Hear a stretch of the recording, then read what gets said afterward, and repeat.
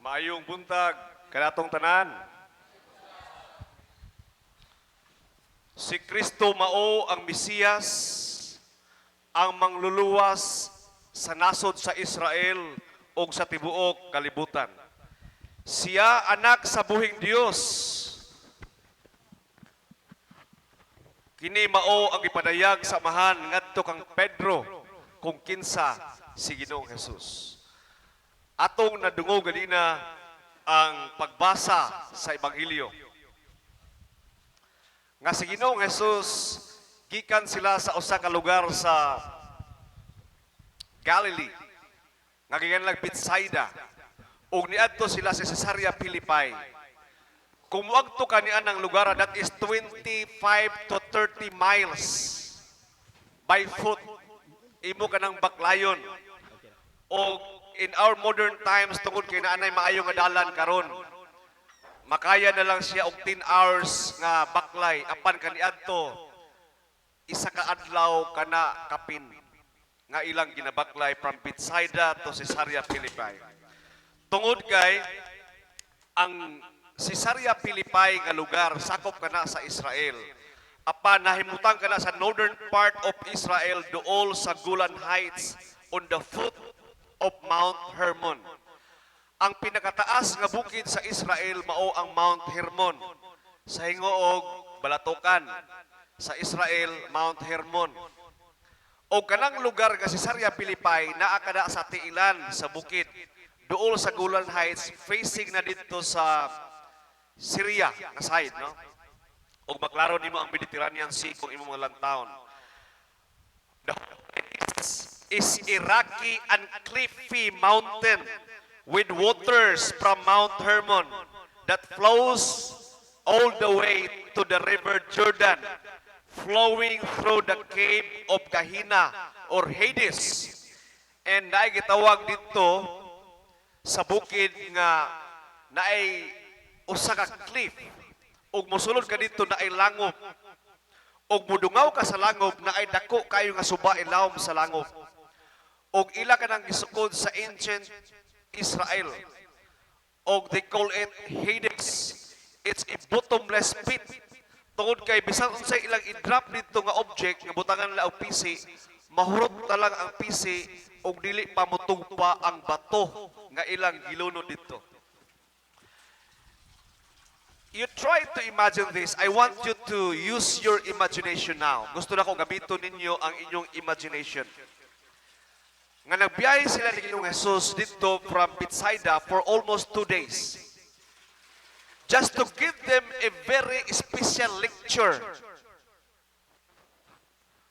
And when they got there, sa Caesarea Philippi, usa siya ka bukid nga cliff. Tungod kay tiilan man siya sa Mount Hermon. O kana nga lugar, puno siya sa bato. Ilang tindugan bato. Pagtanaw nila sa cliff, sa bungaw na ay bato. O dito sa bato, ang suba sa Hermon ni Dagan, sa ilawom sa cave, sa bato. Okay? And kana nga lugar, during the 1st century, makita nimo dito ang shrine ni Greek God in the name of Pan. P-A-N. That is why the ancient name of the word Caesarea Philippi is Panias. Coming from the Greek God, Pan. And there you can find in the 1st century during the time of Christ na ay usa ka dako dito nga shrine. Templo sa Dios nga si Pan. Diyos sa mga Griego. O dito po makita nimo ang templo, ang shrine ni Caesar Augustus, usa ka emperador sa Roma. Tungod kay gihimuan siya ni Herodes og usa ka templo dito in honor of him. Ginganlan kana nga lugar na dili na the place was no longer called Panias, but it became Caesar Philippi. Tungod kay si Caesar mao ang emperador sa Roma ug si Philip mao ang anak ni Herodes nga nagpatukod ni adto nga lugar. And Caesar says it's okay for you to worship other god. You Jews, you can worship your God. You Greeks, you can worship your God. And we Romans, we can worship our God. But worship me also. Because it's okay for the Romans to have many gods. And there you can also see and find the shrine of Zeus, the shared God of the Roman and the Greeks. Ilang chief God. And there you can also see and find the Pan and the dancing goat. Na shrine ni Pan and the dancing goat, the shrine of Canaanites, used to worship Baal there, the people of Canaan. Kanang lugar sa Kinaan mo ng Gaza karon nga panahon nga naa sa border sa Israel. Originally gisakop na sa Israel. That was the land of promise, the land of flowing, where the milk and honey are flowing. Ang kanang mga settlers diya sa karaang panahon before nibalik ang Israel sa Egypt, muana sila sa Mount Hermon o magsimba sila ni Baal. And also Jeroboam, one of the kings of Israel, there he made a golden calf. And he also went there to worship Baal. In fact, kung mag-worship ka ni Pan during the time of ancient Greece, during the time of Alexander the Great, tungod kay they want to appease the entity there, they offered child. Naghalad sila og mga bata. And once they throw that child to the cave, ilan ang ilabay dito sa it's called Hades or Gehenna. Ilang ilabay ang bata. Once nga makita na dito sa Jordan River na nga mupula na gali, meaning gitukob na siya sa Dios nga naa dito, and they accepted the sacrifice. However, kung walay blood nga makitaan dito sa river, nga mugawas, kaya may exit ang water from the cave, then the God there was not pleased and was not appeased with the offering. In other words, that place is very infested. Kana nga lugar, haunted. It's the home of goddesses. In fact, naay mga Jewish writings na ingon nga when God kicked Lucifer and his minions from heaven, they all dropped in Mount Hermon. Diha kuno sila nangahulog sa Mount Hermon. According to some, but dili siya ingon nga gina-embrace as part of the Holy Scripture. Now, Jesus can see all the demons there. The prince of darkness, Satan himself was there. And all the princes, the 7 generals was there. And Christ wants to make a spectacular display and was waging war. And he said to his disciples, who do people say the Son of Man is? Para kaninyo, o para sa mga tao, kinsa man daw kuno ang anak sa tao. Unsa man yung word ng anak sa tao? If you open your Bible in Daniel chapter 7, especially in verse 13, it was described there that the Son of Man will descend from the cloud, and he will go to the Ancient of Days, and the clouds will be open, and there you will see the angels coming up and down to the Son of Man, and he will come to judge the world. Og ingon si Christ, kini nga figure nga describe ni Daniel, kinsa man siya? Og ingon sila, maybe he is John, or maybe some say he is John, he is Elijah, he is Jeremiah, or other prophets. Og niingon si Kristo, apan kaninyo, kinsa man ko? Then Peter step forward, you are the Christ, you are the Messiah, the Son of the living God. May soon importante kaayo nga atong masabtan ang gisulti ni Pedro nga niingon siya nga ikaw mao ang Kristo, ang Mesiyas ug ang anak sa buhing Dios. And Christ answered to Peter, blessed are you, Peter, son of Jonah, For this was not revealed to you by flesh and blood, but by Father who is in heaven. Og niingon din siya, for you are Peter, and upon this rock I will build my church. Paminaw mo dani, this is very important. I will build my church. You are Peter. Ikaw mao si Pedro. Ug ibabaw ni ining bato. Kinsa may bato dito? Wa man po ningon si Kristo, thou art Peter, and me as the rock, I will build the church. Wa po ningon si Kristo nga, you are Peter, and you are the rock, and I will build. No. Thou art Peter, and upon this rock I will build my church, and the gates of Hades, they used to offer sacrifice, the Gehenna, the gates of Gehenna, the gates of hell shall not prevail against this church, against the church. I will give you the keys of the kingdom of heaven. Whatever you bind on earth shall be bound in heaven, and whatever you loose here on earth shall be loosed in heaven. Kuyaw kay maigsuon nga gihatag ni Kristo nga titulo kadto kang Pedro.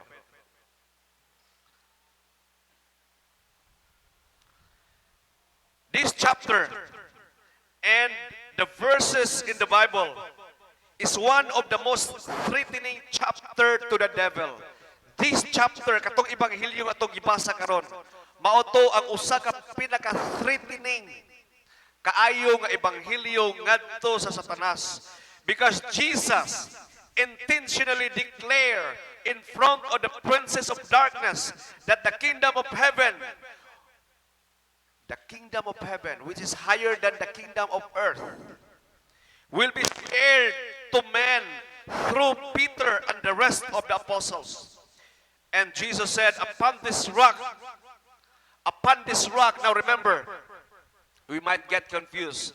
Tungod kay kini nga portion in the scripture, kung ay mga debate, apologetics, mauni kasagara ang gamiton. Remember, they were in Caesarea Philippi. That place is called rock. The cliffy mountain where they stood and where they were standing was on the rock. And there you can find the shrine of many goddesses. In fact, the Greek god, the empire, god of the empire, sa Greek and even the Romans, the shrine was there. And Christ declared war against the principalities of darkness. And he said, upon these principalities of darkness, upon this rock, upon this system of the world, I will build my church. I will take over. May soon, ang rock na ipasabot dito was the place itself wherein it was so infested. It was dominated where Baal, in fact, in word, the demonic prince called Baal, dili siya ganang tawag Baal. He want to call Baal. There was one exorcism and he was being cast out by a priest. In the name of Jesus, I command you, Baal, to leave. And he corrected the priest and says, I'm Baal. He is narcissistic, demonic entity. O naa dito nagtapok ang mga demonyo sa kalibutan, and Christ declared war to them. And Christ said, the Hades, the Gehenna, diin ilabay niyo ang mga bata. Then when you think that is bottomless pit, this Hades shall not prevail against the church. And his declaration to Peter was so dangerous. Why? Tungkol kay si Satan is the prince of this earth. But Christ said, I will give you the keys of the kingdom. Gihatag niya ang yabi sa gingharian. The keys of the kingdom. O, siyempre, ang demon was only rolling in this world. But Jesus himself gave Peter the keys of the kingdom, and he said, whatever you bind on earth shall be bound in heaven. And whatever you loose shall be loosed in heaven. In ancient of days, during the time of David, there was the prime minister of the kingdom, in the absence of the king, there was a man there called Albayet. The Albayet is the key keeper. He opened and closed the kingdom. He is the prime minister. In the absence of the king, he is in charge. In the absence of Jesus, because Jesus said, I'll be going to the Father. And Peter, you are the Albayet. You are the prime minister. In my absence, you will open and close the church. You will open and close the kingdom. Unsay imong ginatugot diri sa kalibutan, itugot na sa langit. Ug unsay imong pagadidaan diri sa kalibutan, pagadidaan na sa langit. And the demon, the prince of darkness, heard that. Nakadungog sila ni Ana. Sayunan ka, si Lucifer gusto siya mahimong Diyos. And when there was a great plan in heaven, God Himself will become a man to rescue mankind. When the devil heard that there was a great plan, that God Himself will become Tutok, will become a logos, a word become flesh, mapagtak siya pinaagi sa tao. And when Lucifer heard, if that is the plan, I will not submit. If God Himself will become a man, why not become an angel? Because in the hierarchy na heavenly realms or divinity, the angelic and human, ang human ubos lang. But when Lucifer heard that God Himself will not become an angel but rather become a man to rescue mankind, if He will become a man through a woman, I will not submit and I will worship Him. Was kicked out from heaven. Mike Soon, kung basahon mo after this gospel, si Kristo, iyang gipredict ang iyang death. In Caesarea Philippi, dito pa sila. Ingon si Christ, I will go to Jerusalem. Then the priests, the scribes, the chief high priest, and the teachers of the law, I will be suffered in their hands, and I will die there. But in the third day, I will raise back to life. Unsay gibuhat ni Pedro? Peter took Jesus aside. Iyang gikuha si Pedro. Peter and the 12 disciples, iyang gikuha si Jesus Christ. Iyang gipadaplin. Iyan siya, Lord, ayaw na isulti nga mamatay ka. That is very discouraging. Mamatay ka, Diyos biya ka. Unsay gisulti ni Kristo? Stay behind me, Satan. You are the stumbling block of my plan. Your mind is not on mine. Your mind is not of God, but of man. Si Pedro nga gitugahan sa yabi na himo ng yawa. Di ba? Pahawa sa tanas. Iyang ikuha si Kristo, di ba? Kristo ayaw na isulti. Dili ka mamatay, dili pwede na. Ikaw ang among Lord, ikaw ang among Diyos, o niya mamatay ka. Ni Kristo, pahawa sa tanas. Ang imong abag ka sa plano. Ang imong una sa tao o dili sa Dios. Unsay ipasabot ni Maigsoon? Satan cannot attack God.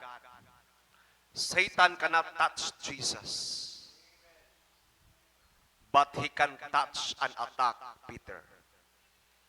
Unsay mensahe ni anak karon? Si Satanas, dili niya pwede atakihon ang Diyos, dili pwede niya atakihon si Kristo, dili niya pwede atakihon ang balaang espiritu, apan kaya niya atakihon ang atong obispo, mga pare ug mga diakono. Satan can retaliate and can attack the priest as he attacked Peter, as he attacked the Pope, as he attacked all the leaders of the church. And he is even attacking now. Unsay gibuhat ni Kristo? Kung wala gi-rebuke to ni Kristo, posible magsunod-sunod pa to ni Pedro ang demonyo. Get behind me, Satan. Wala man si Pedro, dili man to si Pedro yung gisulti, kay si Pedro dili man si Satan. Pero it was the demon, the prince of darkness came to Peter to influence his mind and his heart. That is Christ rebuked him outright. Get behind me, Satan. Iyang ipahawa si Satanas. And he rebuked Peter. He said, your mind is not of God but of man. The first rebuke was for Satan. Get behind Satan. Satan departed. And he rebuked Peter, your mind is not of man but of God. It's not of God but of man. Maigsoon, masugot ang sa dili, like Peter, we are open to the attack of the enemy. I mean, naman tay covering. But the enemy, to be, whether you like it or not, they are attacking the leaders of the church. And some of us will be used as the accessory of crime. Naapipila sa ato diri mga miyembro sa simbahan may be absent now. Pwede gamiton sa demonyo nga mahimong mga accessories. Kanang nahimo mong vessel ba or hinagiban para maatake ang atong leader sa iglesia. Might be used. That is why mag-ampo ta.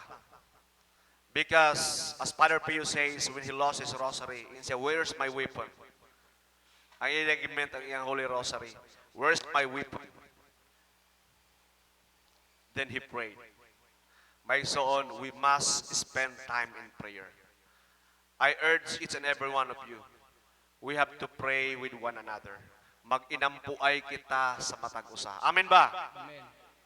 Maginikanan, iampo ninyo inyong mga anak.